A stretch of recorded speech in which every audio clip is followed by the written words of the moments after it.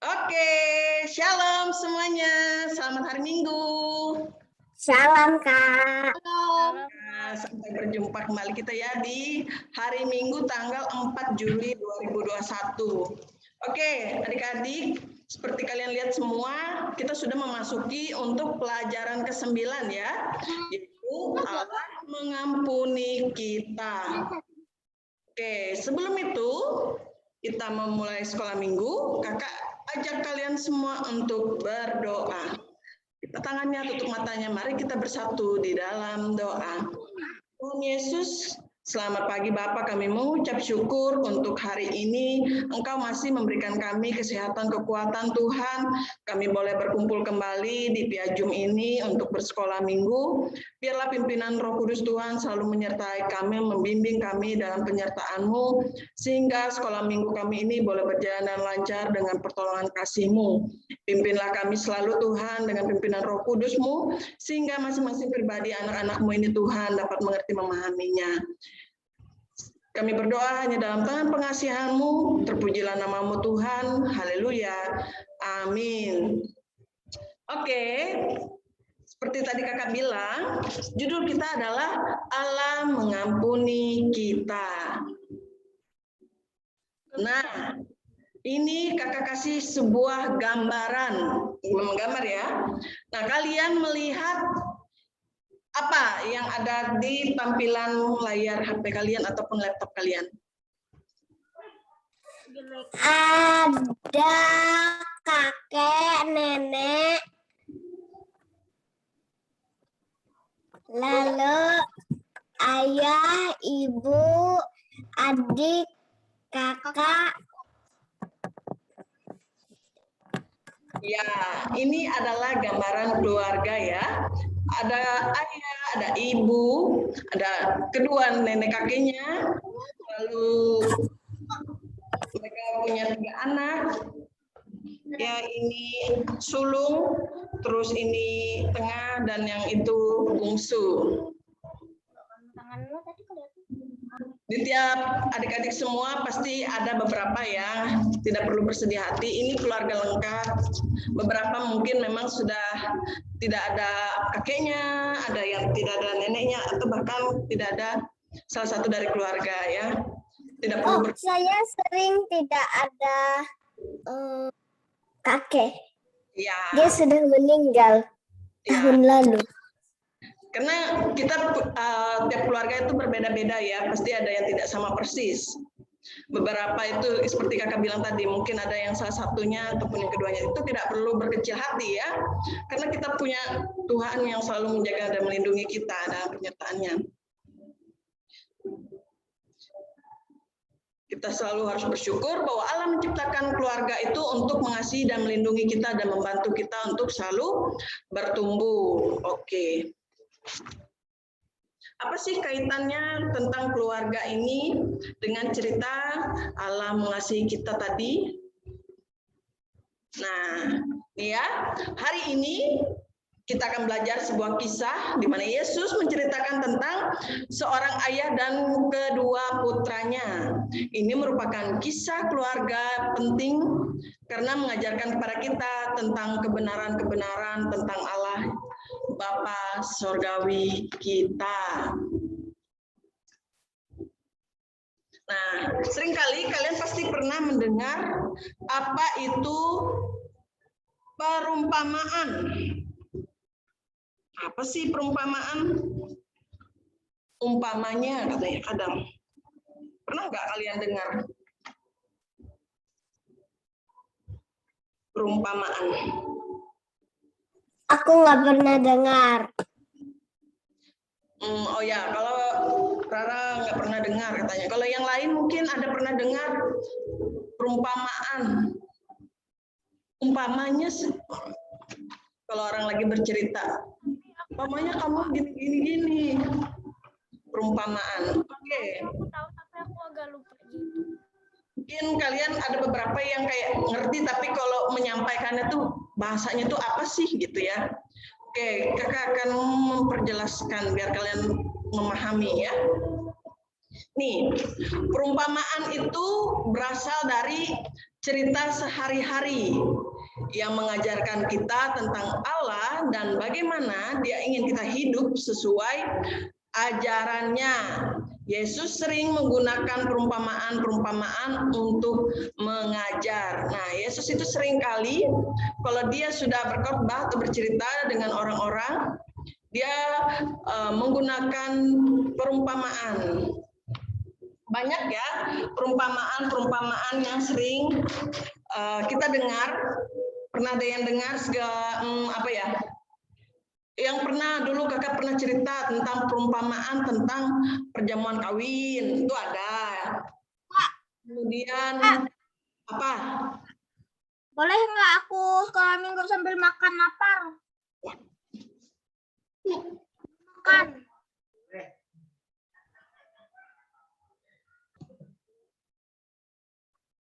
Nah, itu tadi ya kakak sampaikan, apa itu perumpamaan. Nah, Yesus mengajarkan kita tentang Allah dan bagaimana Dia ingin hidup kita itu sesuai dengan ajarannya.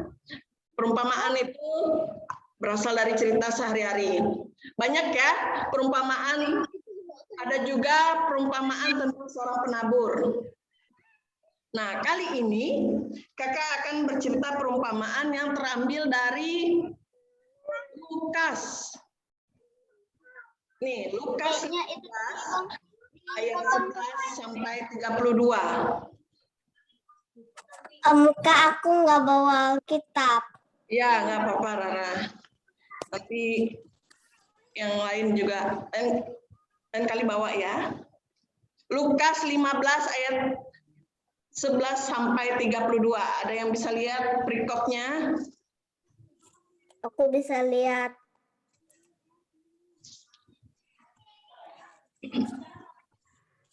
Ada yang menemukan? Mereka kira aku si Palsu. Yaitu perumpamaan tentang anak yang hilang ya. Nah, kali ini cerita kakak terambil dari Lukas 15 ayat 11 sampai 32 ini ya. Perumpamaan anak yang hilang. Kok ada anak yang hilang sih? Yesus menggunakan perumpamaan-perumpamaan yaitu untuk memperkenalkan kerajaan Allah kepada orang-orang percaya kepadanya dan juga untuk menyembunyikan kebenaran dari orang-orang yang tidak percaya. Aku udah ketemu ke yang Lukas 15. Nah, ya itu ya. Kakak akan ringkas dari Lukas 15 ayat 11 sampai 32 ini. Ya, itu. Udah. Saat itu sekumpulan orang banyak berkumpul untuk mendengarkan apa yang Yesus katakan. Nah, saat itu murid-murid ada tuh di sana. Kemudian ada juga yang berkumpul adalah orang-orang Farisi dan juga para ahli Taurat. Ada juga para pemungut cukai, punya orang banyak lah di sekeliling Yesus saat itu. Nah, mereka itu semua mendengarkan dengan seksama ketika Yesus menceritakan tentang perumpamaan ini. Nah, ini yang Yesus ceritakan pada orang banyak saat itu, yang berkumpul berbagai macam orang ya. Ini cerita Yesus tentang perumpamaan anak yang hilang. Nah, ini adalah bapak yang mempunyai 2 orang anak. Ada anak sulung dan juga anak bungsu. Ini adalah kedua putranya. Nah, suatu hari si anak bungsu ini bilang ke bapaknya, "Ayah, saya ingin engkau memberikan bagian warisanmu untukku sekarang," katanya. "Bukan ketika engkau mati." Nah, lalu si ayah ini setuju aja dengan apa yang dibilang permintaan dari anak bungsunya itu. Nih ya, dia ingin meminta warisan ayahnya. Padahal ayahnya kan belum meninggal, tapi dia ingin minta kekayaan ayahnya, warisannya. Dan ayahnya pun setuju aja dan mau memberikan apa permintaan dari anaknya. Lalu ayahnya ini memberikan sebagian warisannya dan mengemasi segala sesuatu yang dia miliki. Nah, anaknya ini ingin kayak ayahnya, lalu dia minta pamit sama ayahnya, dia mau pergi katanya sambil membawa sebagian warisan yang diberikan oleh ayahnya. Nih, mengapa kalian berpikir anak bungsu itu ingin mengambil semua warisannya dan meninggalkan keluarganya? Itu terdapat jawabannya dalam Lukas 15 ayat 13. Ada yang menemukan? Lukas 15 ayat 13. Ketemu Kak. Ya, silakan bacakan. Beberapa hari kemudian, anak bungsu itu menjual seluruh bagian itu lalu pergi ke negeri yang jauh. Di sana ia memboroskan harta miliknya itu dengan hidup berfoya-foya. Iya, nah ini tadi ya jawaban. Mengapa sih kalian tuh berpikir anak bungsu itu ingin mengambil semua warisannya dan meninggalkan keluarganya? Nah, terlihat sekali di sini ya, menjual hartanya dan mendapatkan banyak uang dari warisan ayahnya tadi dan dia hidup berfoya-foya.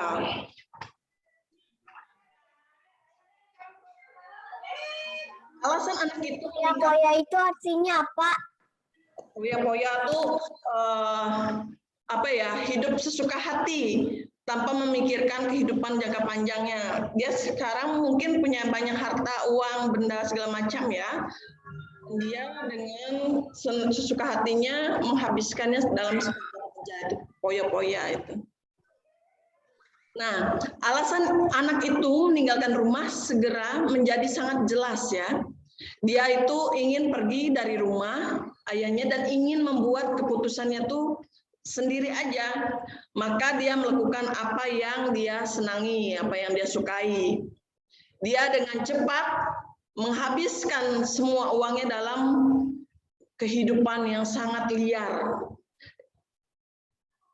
Dia mengadakan pesta besar-besaran dan berteman dengan orang-orang yang bukan teman baiknya.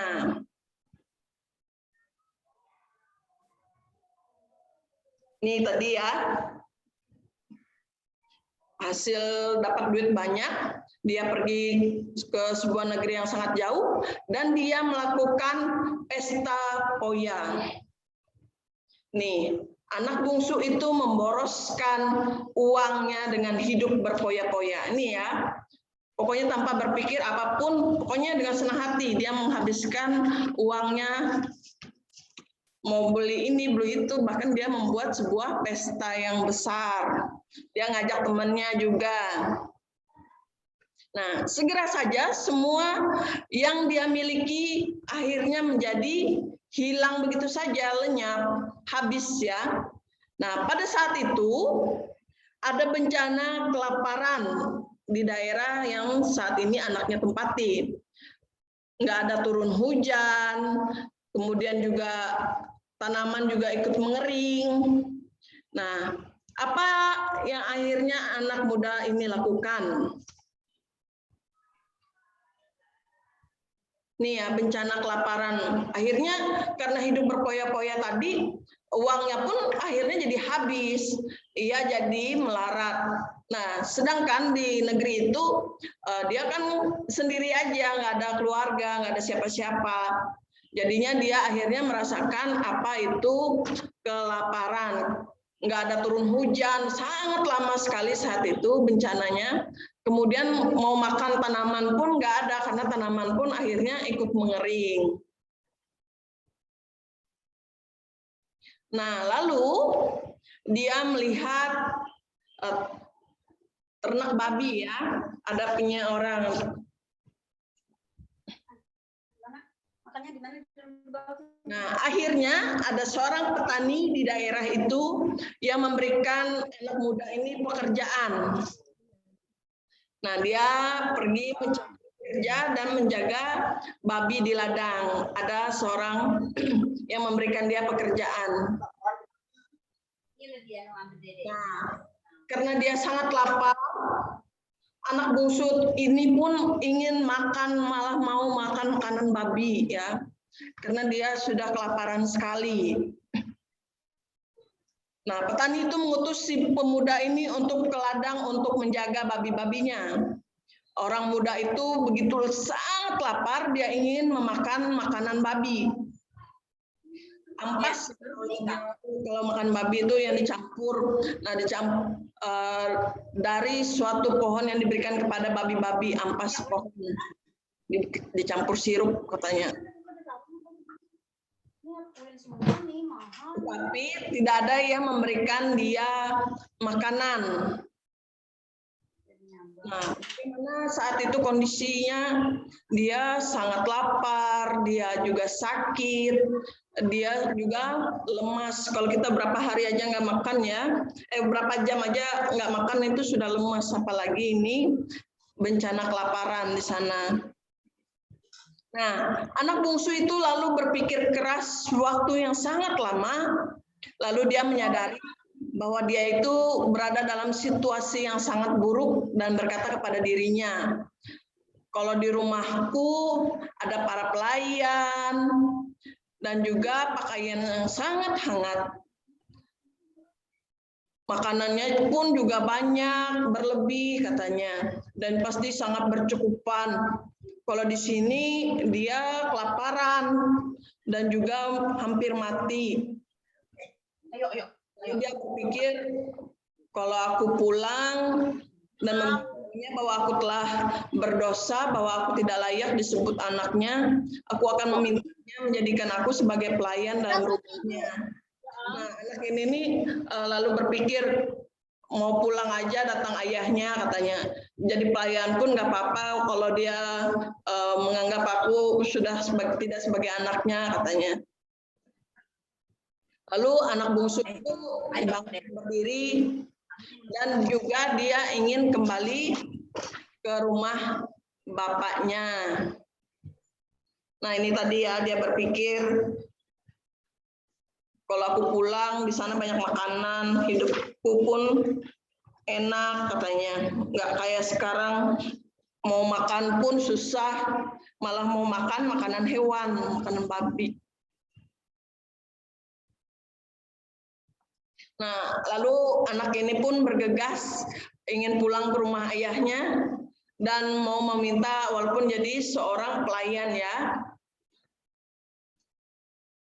untuk biar supaya bisa tetap makan. Nah, ini ayahnya. Ayahnya pun ternyata dari kejauhan sudah melihat anaknya nih. Dari kejauhan ya, anaknya tuh datang menghampiri ayahnya. Ayahnya itu ternyata menyambutnya dengan sangat baik. Karena ia tahu bahwa itu adalah anaknya.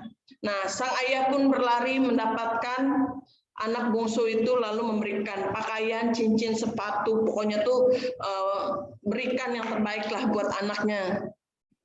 Dia panggil tuh semua para pelayannya, cepat katanya, bawakan jubah terbaik dan pakaian padanya. Pakaikan juga cincin di jarinya dan kasihlah sendal di kakinya. Karena selama ini ayahnya mengira anaknya ini sudah mati. Karena sudah berhari tidak pulang ya. Karena anaknya hilang, tidak ditemukan. Anak bungsu itu melihat ayahnya dan berkata, "Bapak," katanya. Dia bilang, "Ayah, aku tuh telah berdosa terhadap Allah dan juga terhadap Bapak. Dan aku tidak layak disebut anak Bapak," katanya. Namun ternyata reaksi ayahnya itu sangat baik sekali. Ayahnya menyambut dia dengan baik ya. Bahkan meminta pelayan untuk memberikan dia pakaian. Nah, melihat ini, dia ini kan punya saudara tadi tuh, anak sulung. Nah, kakaknya ini nggak senang ketika anak sulung tiba di rumah dan juga habis bekerja dari ladang, dia terkejut karena mendengar suara musik dan tarian. Dan apa yang terjadi? Dia bertanya kepada salah satu pelayan ya. Kakaknya ini kan habis pulang kerja, tahu-tahu kok rumahnya rame katanya. Ada musik segala macam, ada jamuan apa nih katanya, dia tanya sama kan. Lalu dikasih tahulah bahwa adik bungsumu ini telah pulang ke rumah dan ayahmu sedang mengadakan pesta perjamuan untuk menyambut adikmu bungsumu itu.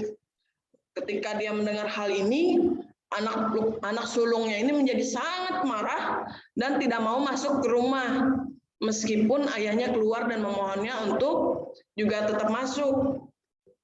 Ayo anakku, kata ayahnya nih ngomong sama anak sulungnya itu, masuk ke dalam, kita menyambut adikmu ini sudah pulang, katanya. Enggak mau, katanya kakaknya ini ya. Dia marah, sudah pergi dari rumah, dikasih harta warisan, ternyata malah kayak gini, pulang kayak orang kelaparan, nggak ada kabar, tahu-tahu malah kayak gelandangan, katanya nggak ada ini itunya. Tapi ayahnya nggak memandang itu dan tetap mau menerima anaknya. Anak sulung itu berkata kepadanya, lihatlah, aku yang selalu menaatimu dan juga bekerja keras untuk Bapak, dan Bapak tidak pernah mengadakan pesta untukku. Nah, ini suara hati anaknya ya.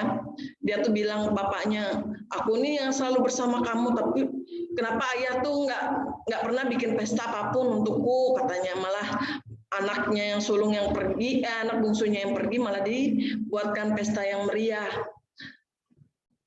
Dan juga yang sudah menghabiskan uangmu, tapi anak bungsu itu Bapak pulang, Bapak merayakan dengan memotong ternak terbaik yang ayah miliki. Lalu ayahnya nih ngomong sama anak sulungnya ya, anakku, katanya, engkau yang selalu bersama-sama dengan aku dan segala kepunyaanku adalah kepunyaanmu. Kita patut bersukacita dan bergembira karena adikmu telah mati dan menjadi hidup kembali.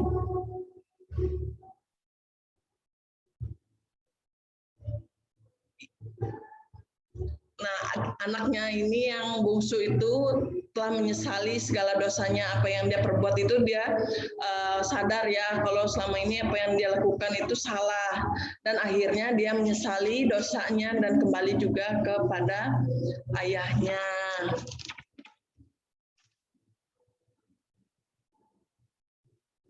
Ayahnya ini tetap menyambut anaknya ya, walaupun anaknya telah berdosa. Namanya orang tua, kesalahan anak pun pasti akan diampuni.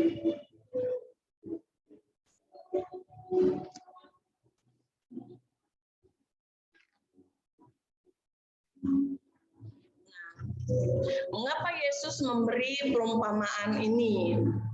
Nah, Yesus memberi perumpamaan agar mereka yang memiliki iman kepadanya dapat mengerti apa yang ia ajarkan tentang kerajaan Allah. Mereka yang tidak percaya kepada Yesus tidak akan memahami perumpamaan yang dikatakan oleh Matius 13 ayat 10 sampai 17.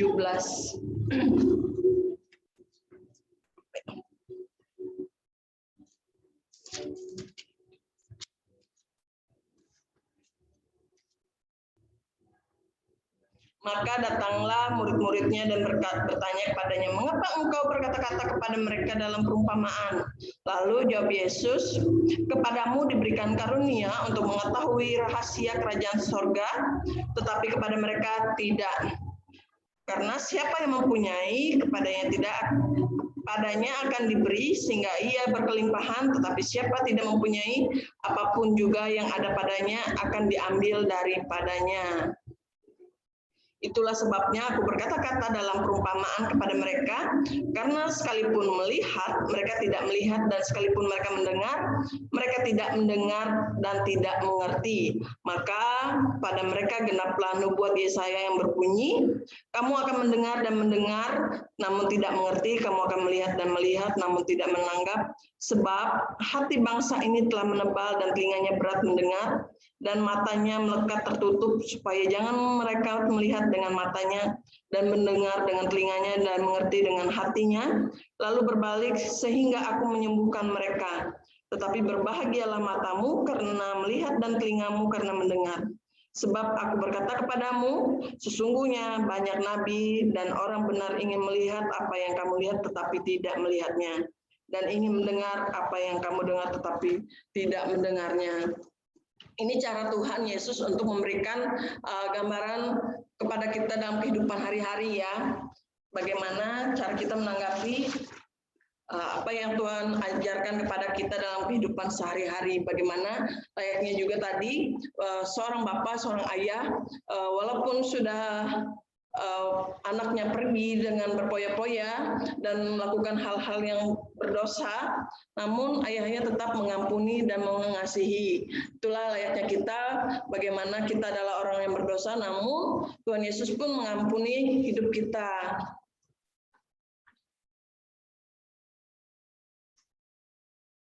Nah, ada sedikit aktivitas. Ini adalah seringkali kalau kita mendengar itu tadi ya, perumpamaan dan apa sih maknanya? Mari kita menjawab bersama-sama. Kalau kerap kali kita mendengar Bapa, maknanya apa sih kalau kalian tahu? Ini ada pilihannya nih. Bapa itu ya adalah seorang pendosa kah? Bapa. Ada bapak, ada keluarga, si anak bungsu pergi dari rumah dan memboroskan harta miliknya dengan hidup berpoya-poya. Ada juga perumpamaan si anak bungsu menyesali perbuatannya dan memutuskan untuk pulang ke rumah bapaknya. Nah, si anak sulung menjadi marah dan ia tidak berpendapat bahwa kepulangan adiknya yang berdosa itu layak disambut dengan pesta. Oke, ini akan kakak kasih jawaban. Nih ya, kalau ditanya perumpamaan Bapa maknanya Allah, Bapa surgawi. Keluarga, ini keluarga kovenan Allah, perjanjian Allah ya. Si anak bungsu pergi dari rumah dan memboroskan harta miliknya dengan hidup berpoya-poya. Ia adalah seorang pendosa. Lalu ada juga si anak bungsu menyesali perbuatannya dan memutuskan untuk pulang ke rumah bapaknya. Memutuskan pulang ke rumah bapaknya, ia bertobat. Bapaknya menyambut kepulangan sang anak bungsu dengan penuh sukacita dan merayakannya dengan berpesta. Allah itu maknanya Allah, Bapa kita yang Maha Kasih itu bersukacita saat seorang pendosa bertobat. Lalu si anak sulung menjadi marah, ia tidak berpendapat bahwa kepulangan adiknya yang berdosa itu layak disambut dengan pesta perayaan. Nih, maknanya ia adalah juga seorang pendosa, namun beranggapan bahwa cara mendapatkan perkenan ayahnya adalah dengan mengupayakannya dengan kekuatannya sendiri. Terakhir, bapaknya berkata, kita harus berpesta dan bersukacita sebab anakku ini telah mati dan menjadi hidup kembali. Ia telah hilang dan didapat kembali. Maknanya, Allah Bapa kita itu mencari dan mengampuni seorang pendosa yang bertobat. Apakah artinya bertobat? Carilah jawaban yang benar. Nah, dari ketiga ini kira-kira bertobat tuh apa sih artinya? Nih.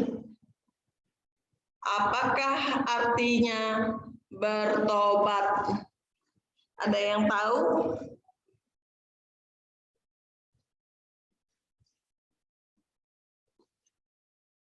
Bertobat, kalian pasti sering mendengar kata bertobat. Bertobat itu apa sih?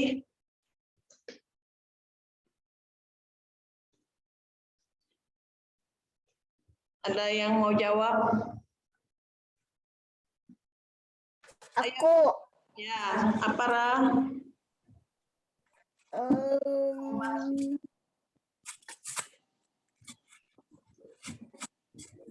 Sebentar, aku pikir dulu.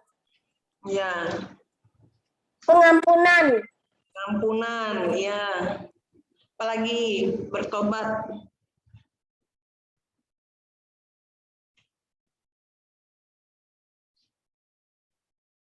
Saya adalah seorang pendosa. Saya akan bertobat. Tidak akan mengulanginya lagi. Apa? Bertobat. Nih ya, ada tuh di depan. Kalau ditanya bertobat, apakah artinya bertobat? Bertobat itu artinya berbalik dari dosa yang lama dan beriman, beriman di dalam Yesus.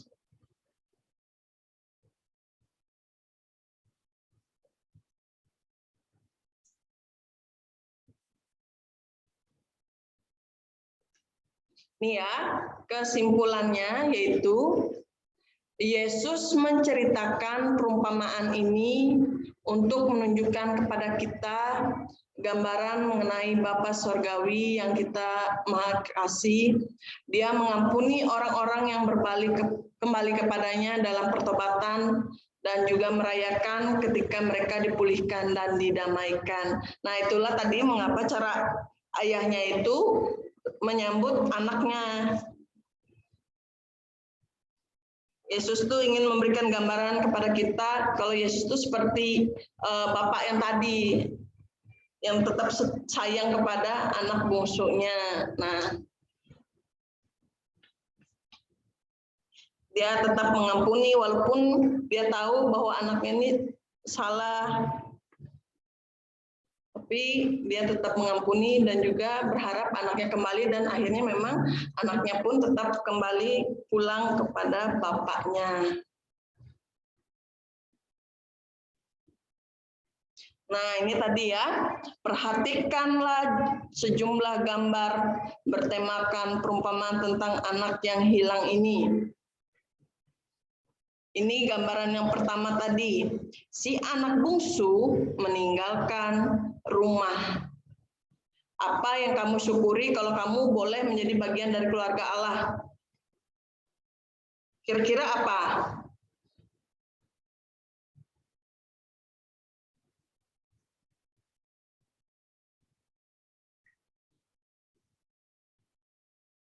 Apa yang kamu syukuri kalau kamu boleh menjadi bagian dari keluarga Allah?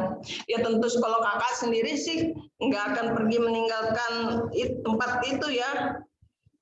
Karena tempat itu sudah nyaman.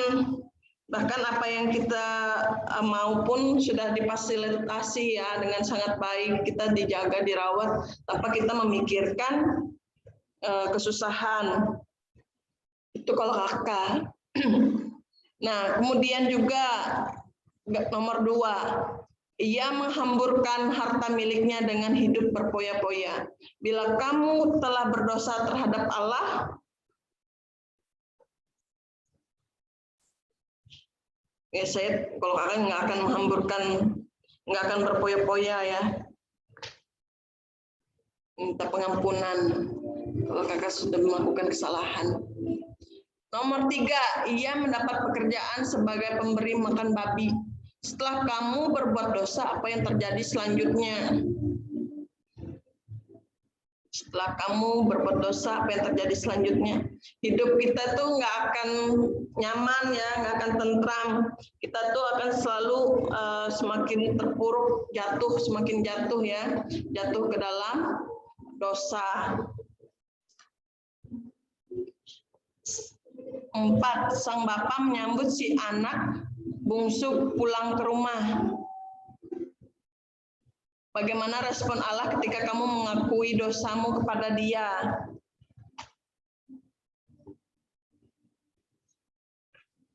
Respon Allah tadi itu sangat luar biasa ya, Dia tetap menyambut kita. Bahkan memberikan kita kembali cincin terbaik tadi, jubah yang hangat, bahkan pesta yang meriah, hewan terbaik. Pokoknya yang terbaik untuk kita luar biasa sudah Allah sediakan untuk kita. 5. Sang bapak berkata kepada si anak sulung yang marah, engkau selalu bersama-sama dengan aku dan segala kepunyaanku adalah kepunyaanmu. Bagaimana selayaknya kamu bersyukur kepada Allah dan tidak memperhitungkan dosamu, tetapi justru mengampuni tanpa syarat itu. Dan tidak mengulangi segala sesuatunya lagi, kita berserah kepada diri kita kepada Tuhan.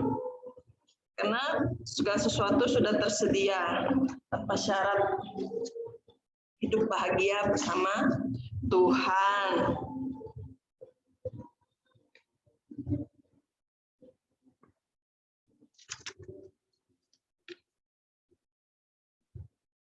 Ini ya, kakak ingatkan kembali, Yesus ingin para pendengarnya tuh melihat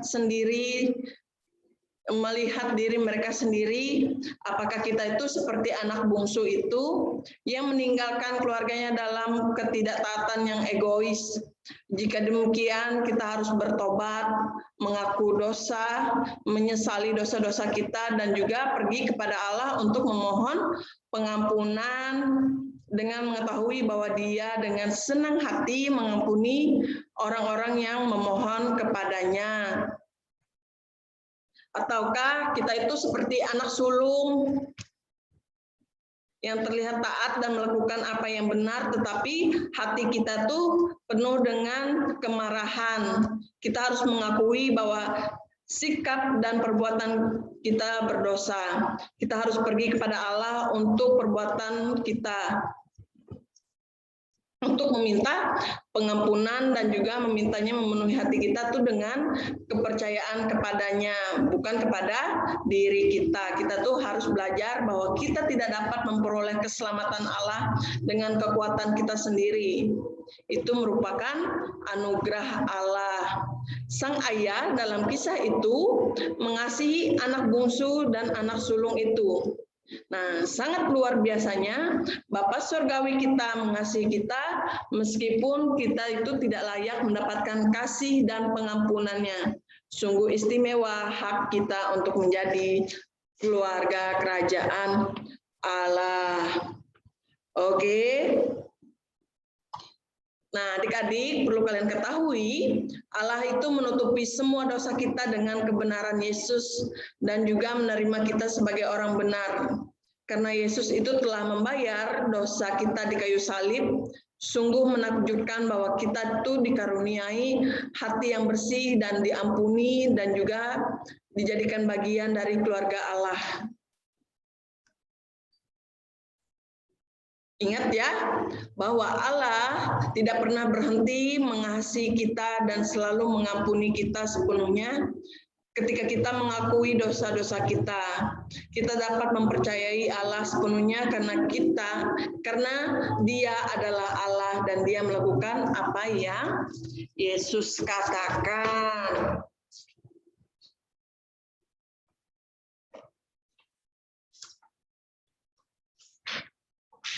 Oke, demikianlah cerita yang kakak sampaikan hari ini tentang perumpamaan anak yang hilang.